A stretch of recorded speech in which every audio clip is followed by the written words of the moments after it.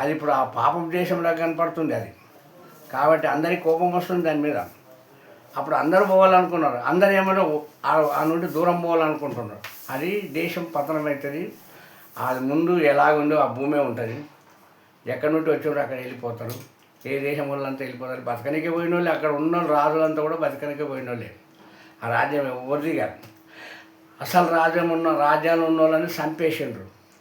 వాళ్ళు మళ్ళీ పుడతారు అదే రాజ్యమైన, పుట్టి వాళ్ళ రాజ్యం వాళ్ళు తీసుకుంటారు.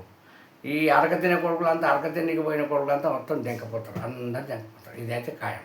ఎందుకో దెంకపోతారంటే ఆడ ఒక రణం పుడుతుంది. వాళ్ళకు వాళ్ళే కొట్టుకొని చేస్తారు.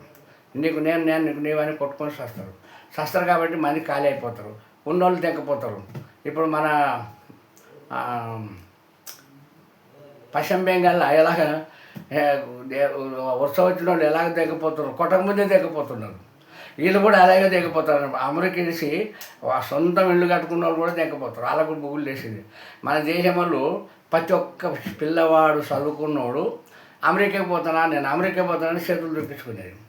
ఇప్పుడు ఏమంటారు, నేను అమెరికా పోతలేనా లేదా, పోతానంటే చచ్చిపోతా, పోతలేనంత పోతాను నువ్వు పోతలేవు శబ్బాష్ అంటారు. ఈ పోతామంటే అబ్బో నన్ను చంపకుతాను అంటారు. అంటే అమెరికా అంటే ఇటువంటి ఉల్టా అయిపోయింది. అది ఉల్టా అయిపోయింది. దాని లక్ష్మి అనేది ఎక్కడైతే లక్ష్మీనారాయణులు ఉంటారో అక్కడ సౌకర్యం జరుగుతుంది. ఎటువంటి వస్తువు పుడుతుంది, ఎటువంటి వస్తువు ప్రశాంతంగా ఉంటుంది. అక్కడ పుట్టేవారు కూడా ఒక రకంగా ఉంటారు. ఎక్కడైతే అమ్మ కాలు చేసిండో, నాయన కాలు చేసిండో ఆ రాజ్యం ఉండదు, ఆ జనం ఉండదు, ఆ ధనం ఉండదు.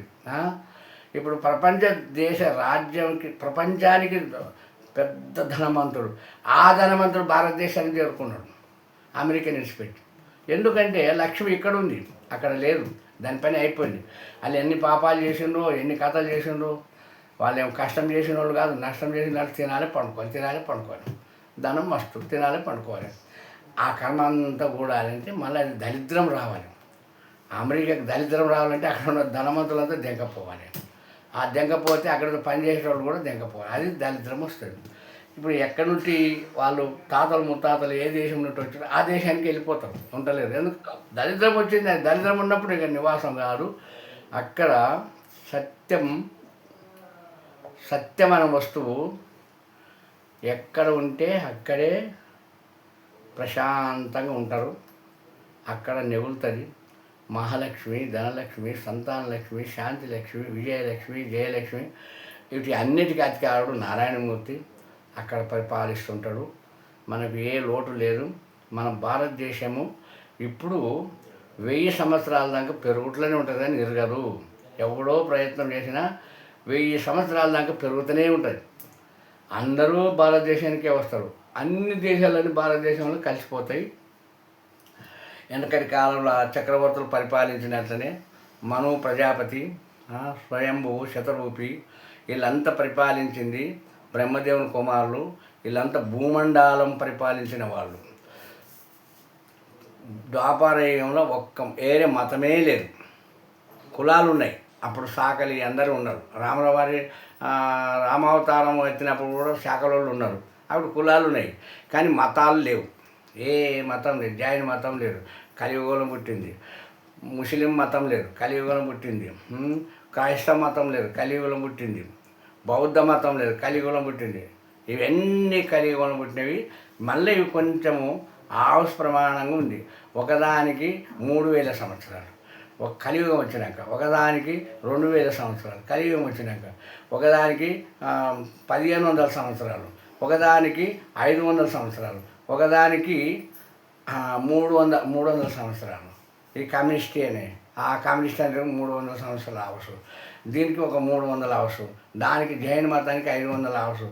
ఇలాగా నా అవసరం అంతా పోయింది. ఎంత ప్రయత్నించినా ఇవి డెవలప్ కావు. విడిచిపెట్టడమే కానీ డెవలప్ కావు. అందుకే రావుకి శక్తి తప్పని చేసిన శక్తి ఉన్నాయి కాబట్టి అవి పెరిగినాయి, అయిపోయాయి. దాని పని అయిపోయింది, దానికి బాగా తిరిగిపోయింది. ఇప్పుడు సనాతన ధర్మము శాశ్వతంగా నిండిపోతుంది. ఎవడన్నా శర్పనికైతే వాడే జడతాడు, చూసుకుంటాను కానీ వాడే జడతాడు. ఎవడన్నా శరపాలని అమెరికాడు కానీ, పాకిస్తాన్ వాడు కానీ, ఇంకా ఏదో దేశం వాడు కానీ శరపాలనుకున్నాడు చెడిపోతాడు. మన దేశం చెడరు. దీనికి మళ్ళా పూర్వ వైభాగం వచ్చింది. మన భారతదేశానికి పూర్వ వైభాగం వచ్చింది. మళ్ళా పూర్వ ధనిక రాజ్యం. ఇక్కడ ఏమిటంటే బంగారు, వెండి, రత్నాలు, నవరత్నాలు, మంచి ధర్మమైన రాజులు పరిపాలించిండ్రు ఈ భూమిని. మన దేశాన్ని తుర్కోడు, మొల్లోడు, తెల్లోడు, తెల్లోడు మన రాజ్యాన్ని మొత్తం తీసుకుపోయిండ్రు. వాళ్ళే మన రాజ్యాన్ని పాడు చేసిండ్రు. మన ధర్మాన్ని కాల్చేసిండ్రు. మన ధర్మంలో ఉన్న ఒక మనుషులని తిట్టులు తీసిండ్రు. మన ధర్మాన్ని నమ్మినోళ్ళని, బొట్టు పెట్టుకున్నోళ్ళని నిలువుగా కాల్చేసిండ్రు. ఇంత పాపం చేసిండ్రు. వాళ్ళకు ఆ పాపం అంతా కూడి వాళ్ళ బాంబులు ఓళ్ళు వేసుకొని చేస్తున్నారు. సొంత ఓలే తయారు చేసుకున్నవి అవే బాంబులు ఓళ్ళ మీద వేసుకొని చచ్చిపోతున్నారు. వాళ్ళ లీడర్లు చచ్చిపోతున్నారు. వాళ్ళ ఉగ్రవాదులు చచ్చిపోతున్నారు. ఏమిటి వలన నిలబడ్డది? ఒక మతం ఉగ్రవాదుల మీద ఆధారపడి నిలబడ్డది. ఇంకొక మతమేమో మోసంతోనే నిలబడ్డది. ఇంకొక మతమేమో రాజకీయంతో నిలబడ్డది. ఇవన్నీ ఇట్లా ఉన్నాయి కాబట్టి ఇవన్నీ లూజ్ అయిపోయినాయి. ఇవి ఎవరికి ఏం పని చేయవి. వాళ్ళని ఎత్తి పని చేయదు. ఒకటి చేయబోతే ఇంకోటి అయితే, ఇంకోటి అయితే ఇంకోటి. టంపుగాడు చూస్తారు కదా, ఒకటి చేయడానికి పోయి ఇంకొకటి అవుతుంది, ఇంకోటి చేస్తే ఇంకోటి అవుతుంది. ఆఖరికి వాడు 2 ఏళ్ళు ఇంకా 2 ఏళ్ళు ఉండాలంటే కష్టమైంది అందరికీ. ఇది ఎప్పుడు పోతాడో అని ఎదురు చూస్తున్నాడు. అటువంటి పరిస్థితి వచ్చింది. వాడు మన దేశం మీద పగబట్టి సర్వనాశనం అయిపోయింది.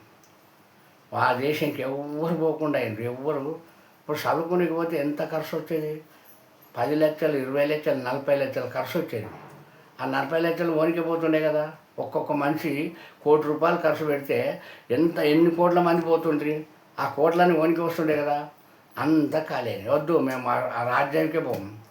ఆ రాజ్యం నౌకరి వద్దు. ఆ రాజ్యం మన కంటికి కూడా కనపడదు. ఆ రాజ్యం చెవులు పడవద్దు అంటారు. ఆడ మనుషులే పోకపోతే వానికి డబ్బులు ఎక్కడికి వెళ్ళి వస్తాయి? ఆడ కొనుగోలు లేదు, డబ్బులు ఎక్కడికి వెళ్ళి వస్తాయి? ఆ చదువుకు పోతలేరు, డబ్బులు ఎక్కడికి వెళ్ళి వస్తాయి? హై స్కూల్ ఎందుకు ఉంటాయి? మనుషులు లేకపోతే స్కూళ్ళు ఎందుకు ఉంటాయి? హై స్కూల్ ఉంటే ఆదాయం వస్తుండే కదా. మళ్ళీ ఎయిర్ పిల్లలకు రానికే పోనీకే అవి కిరాయి వస్తుండే కదా. ఆ మనుషులే పోయినప్పుడు బట్టి ఎవరి కిలాలు ఊక తిరుగుతాయి. ఇదంతా కలిసి అష్టదరిద్రం వచ్చింది. అమెరికాకి అష్టదరిద్రం వచ్చింది. అది ఒక్క దేశం కాదు, ఆ మతాలకు కూడా దరిద్రం వచ్చి కూర్చుంది. సావు తప్ప వాళ్ళకి ఏమి మిగలదు. వాళ్ళు ఏ మతం అయితే నమ్ముకుంటారో ఆ మతానికి సావేగా తప్ప ఏం లేదు. సద్గురు మహారాజ్కి జై, దత్తగురు మహారాజ్కి జై.